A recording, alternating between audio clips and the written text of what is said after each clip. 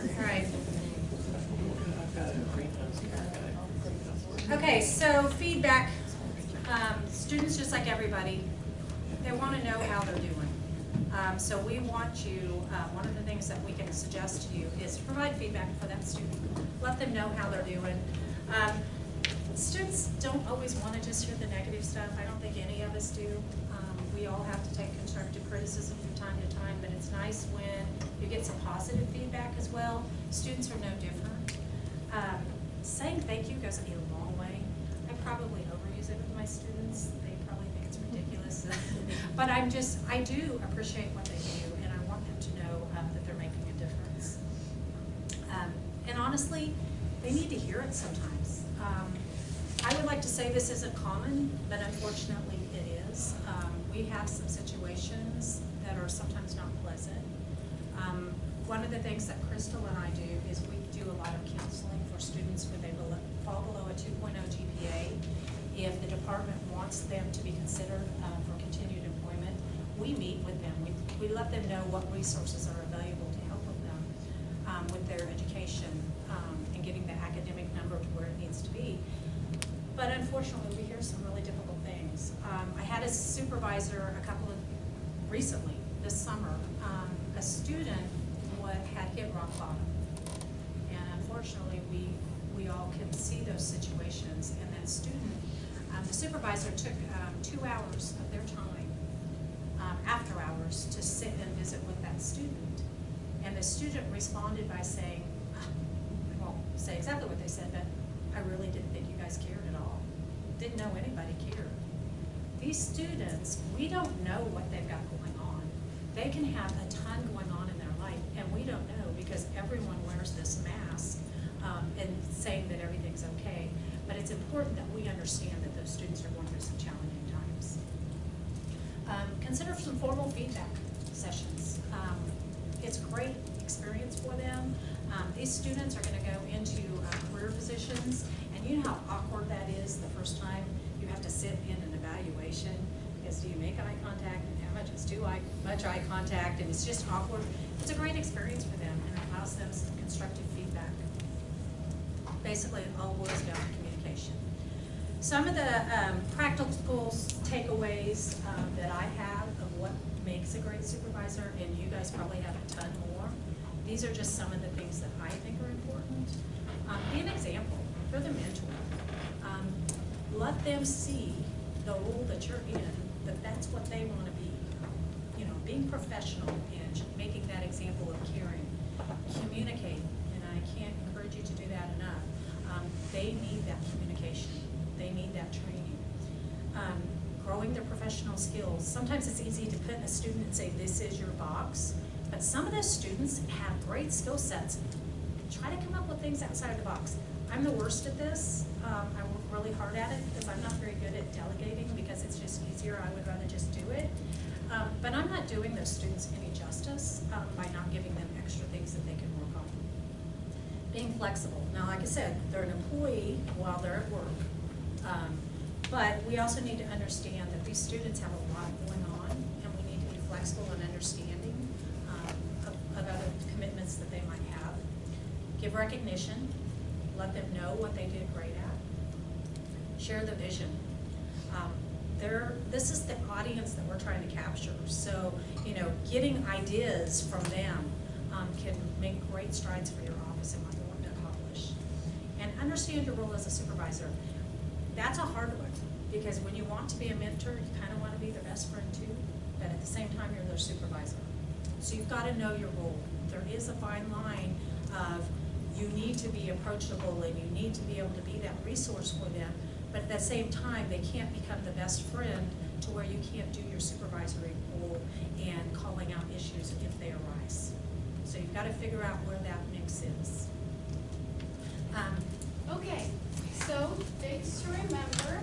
I had mentioned that at the end of each summer term, work study students are terminated, and that is August 2nd. So just please be aware that if you want those work study students to continue in the fall, you can start them the very next day, August 3rd. Also, if you have summer graduates that you have hired on your budget, please submit termination forms for them. If you have already posted a position and you found a few new to college students that you would like to start in the fall, their very first day could be August 3rd, which is a Saturday, so it might be the 5th on that Monday, just so you know. Before that even, we have the work study wait list, which I'm going to go into in more detail at the work study session in a few minutes. The big one is the job fair, August 27th. It's from 11:30 to 2:30, and we're really excited about it. Last year we had over 600 students attend. We were maybe hoping for 300. So one of the biggest feedbacks that we got previously from students and departments was have it earlier. Students want to get working earlier, departments want to get them earlier, so we are having it the second week of classes. So students and us will all have plenty going on, but the deadline to reserve your table is July 15th for a guaranteed spot, but we do have a hard deadline of July 30th if you're not sure if you'll need students or how many you'll need if you want to attend. July 30th is the absolute deadline that we can have for that. And last but not least, National Student Employment Week. It's always in April. Our event this past year was really great, and I don't know if anybody has or has not attended before, but it's a really fun event. You get dessert, you get entered in raffles for prizes, and it's just a really great way to show your students that you do appreciate them. Like Cheryl had already stated, we're all about communication and letting the students know that we do appreciate them, but also with the discount cards that we provide for you all to give to your student employees, do something fun with that. Have a food day or anything else. Even ask your students what they want to do to celebrate themselves. We all like celebrating ourselves. That's why we like birthdays so much. So just really encourage that kind of office celebration. If you guys have any questions about that, the last thing we have for you are a couple student testimonials just to show the impact that all of you really do make, whether you realize it or not.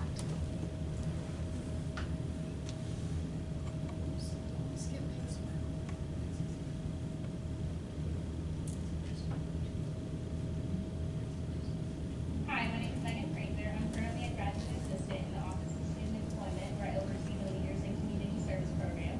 I first began working in the Office of Student Employment my sophomore year in my undergraduate career. I was in that position for about a year and a half before I got the position as the social media worker in the office. Through those two positions, I found out about the Leaders in Community Service graduate assistantship. So I applied for it, got the job, and I never considered graduate school before I started working as a student employee because it just financially wasn't an option for me. But I'm so thankful for this position because it's given me experience that I can use in my career. I hope to work in nonprofit communications after I graduate, and this is the perfect segue into my career. Two of the most important things that I learned in all of these positions are teamwork and speaking in front of large groups of people. Those were two things that I didn't excel at before, but all three of these positions have given me the opportunity to excel in those areas, and I'm so thankful for it and all of the people that I've been given the opportunity to work with. So that was more of a testimonial of how you guys really grow the students, and this is more of a testimonial. Hi, I'm Louis How great Freeman. you are. I'm a web help desk associate, and my supervisor is Brian Ian. Generally, the work environment has been pretty lighthearted and enjoyable. Brian likes to crack jokes, and eventually people like to throw jokes back at him. He's been generally pretty amicable, especially with students that aren't specifically IT specialists. He's also been really good with testing students in steps, being able to find their strengths and weaknesses, that way when certain tasks come up, you can give them out to whoever it is that would be best suited for those. Despite being a art and design department major, I've been able to work with a large percentage of what our department has done throughout the years that I've been here. And I'd like to be able to thank Brian for allowing me to grow in this department.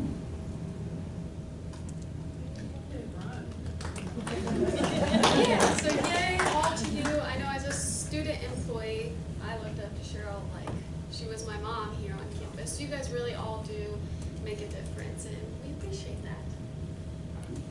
And like Brittany said, we just wanted to, as the slide says, if no one has said thank you recently, thank you. Thank you for what you do. Thank you for working with these students. thank you for being here today, for taking the time to try to do, you know, a better job, for letting them come to you and being open. You do make a difference. You absolutely do make a difference in the students' lives. Just ask them, they'll tell you. And we want to see you succeed. So thank you for what you do. And we just want you to know, the Office of Student Employment, we're here for you. We're all in the same boat, as the slide says. We're all in this together. So please, if you have the slightest, you know, question or an aggravation or something that you just feel like you need to voice and you need somebody to hear what you're saying or what problem you're having, please call us. That's what we're here for, okay? So, that being said, we want to know from your blue cards, our whole panel is going to be up here, so what struggles or biggest hiring problems or struggles with supervising do you have for us? Student questions? No one's got problems. Yes? My biggest challenge, and I think this is part of my personal issue, is balancing the students' needs with the needs of the office. So my office is extremely busy, and we multitask a lot between three different departments. So we have the big activities on a calendar, and everybody knows. You need to plan your homework so that you're not gonna come to work and say, I have a project due Friday, I'm gonna work 2 hours this week instead of 10. This is happening. But still, it seems somebody gets sick. This happens. They show up anyway, and they become ill while you're there, so then that takes time away, because now you have to take them home, and you're supposed to be here. So balancing that is one of my issues, is balancing their needs with the needs of my office. That's a challenge. I think that's a challenge for everyone. It's all those interruptions, and honestly, it's a challenge at a student level because of the number of students you have. It's a challenge within any department when anyone gets sick. But one of the things that, I'm not saying that this is the thing to do, but it seemed to work for me, is all of the students have in comparative roles. The 4 students that we have as an administrative assistant, they have everyone else's number. If they need to be gone, they text that group and ask if anyone wants those hours or can take those hours before they ever come to me to tell me it's covered. That has really lightened the burden of me trying to get coverage, as I put it on them. And I put that in the handbook as well, that when they need to be off, find if someone else can cover, and then let me know who and when it's covered by. And then if they can't, then come to me and let me know. But I basically want them to try to kind of resolve it first. I don't know that that would help you either, but it's something that has, I think, helped a little bit in our office as far as coverage. But I wish there was a perfect solution, but, you know, fortunately. I'll go ahead and do this one. I have a large number of student workers that I supervise, and this has never been a problem until this last semester. I have a couple of students that, in just their conversation, they make some remarks that seem insensitive to other people, to different ones in the office, but not to everyone. And they're not the kind of remarks that you would expect to be insensitive. But they end up being hurt feelings and even tears sometimes. You know, that's another one that I think you have to communicate with the student. Because if that student is making comments in your office as an undergraduate student, and then they graduate, they think that's acceptable behavior whenever they're going into the next career position. So, you know, it might be maybe worth having a training session as a professional development session with your student employees, and having that be one of the, you know, explaining how insensitive comments can really create an issue. These are kind of, for example, one girl was talking to another one, and she just asked this, she was talking about something to do with where she lived, and she said, well, why would you live there? And see, it's a little bit different comment. Right, and I think, I want to believe that intentions are not to be hurtful.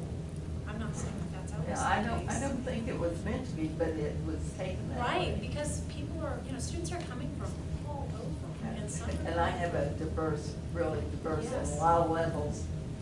And there's a difference of, do you bring everyone in and you do a professional development session with them where you explain how insensitive some comments can be without, putting the person on a spotlight, or do you address it individually with a person?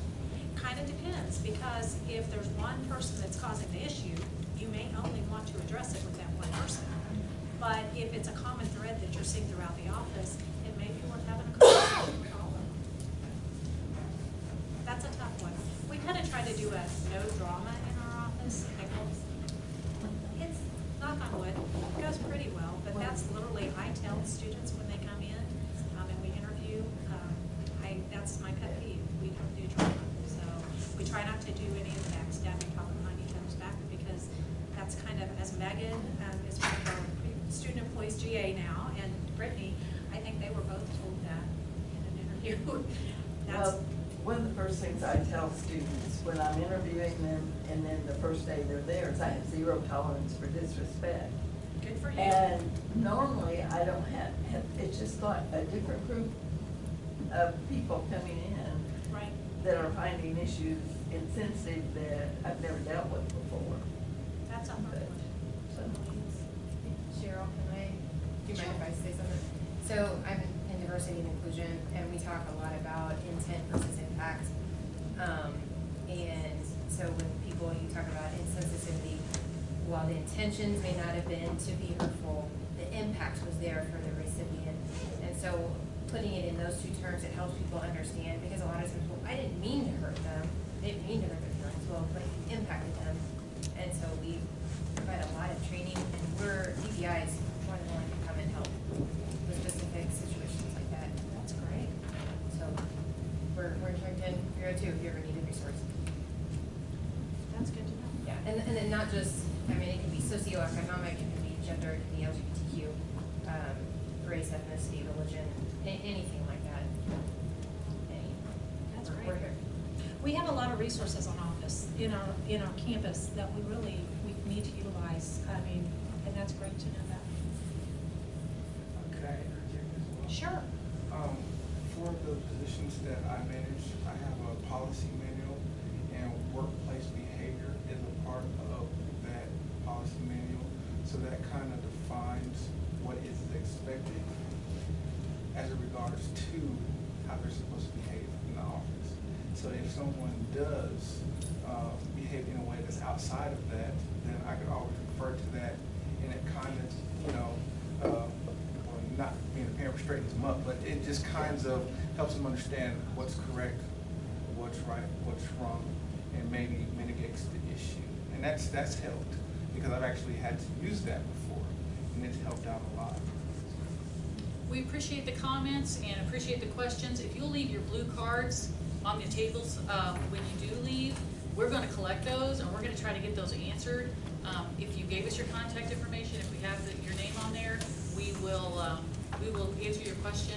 And also, along with that, we're actually going to send the Q&A out to everyone, like every question and every answer to everyone, because maybe there was something that you kind of wanted to ask, but you didn't write it down, whatever. You'll get all that, and there will also be a link to an evaluation for today's training on there too. And we would appreciate it if you would do that. We always want to better ourselves in any way we can. So if you would take that evaluation, we would appreciate it.